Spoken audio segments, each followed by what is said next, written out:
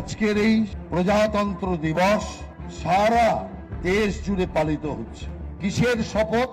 সংবিধানের প্রতি ভারতীয় নাগরিকের শপথ। এই দিনেই সংবিধান ভারতবর্ষে লাগু হয়েছে। স্বাধীনতার পর এই সংবিধানই মেনে আজ পর্যন্ত আমরা চলছি, এবং সংবিধানের মান্যতা যদি কোনো সরকার দিয়ে থাকে সেই সরকার হচ্ছে নরেন্দ্র দামোদর মোদীর সরকার।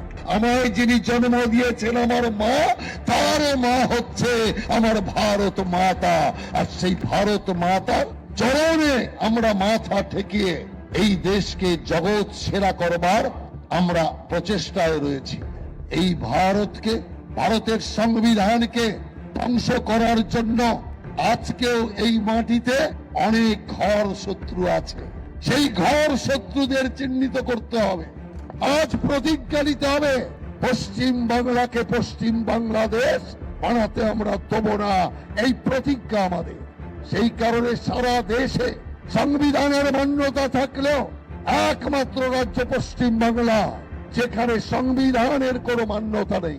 এমন একটি সরকার চলছে যে সরকার প্রতি পদে পদে সংবিধানকে অপমান করছে, সংবিধানের যে পরম্পরা তাকে নষ্ট করছে। নইলে আপনি ভাবতে পারেন একজন মুখ্যমন্ত্রী ডাকাতি করতে পারে? একজন মুখ্যমন্ত্রী সোজা গিয়ে ইডির থানার মধ্যে ঢুকে সেখান থেকে মালপত্র নিয়ে সোজা বেরিয়ে আসতে পারে আর বলতে পারে আমার মাল আমি নিয়ে যাচ্ছি, তোর মাল যদি হবে তো ইডিকে দেখা কার মাল, তবে আনতে বুঝতাম। অতএব আমি পরিষ্কার বলি, মামলা সুপ্রিম কোর্টে রয়েছে।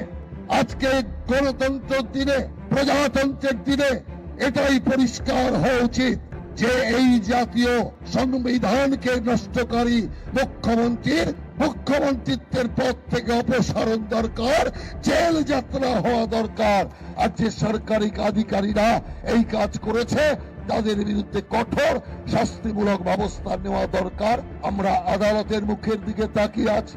আমরা বিশ্বাস রাখি আদালত উপযুক্ত পদক্ষেপ নেবে। যে পদক্ষেপই নেবে আমরা তাকে মান্য করে মাথা নিচু করে তাকে এগিয়ে নিয়ে যাব। তার কারণ আমরা সংবিধানকে মানি, আদালতকে মানি। আমরা সংবিধানের প্রত্যেকটি স্তম্ভকে, গণতন্ত্রের প্রত্যেকটি স্তম্ভকে মানি।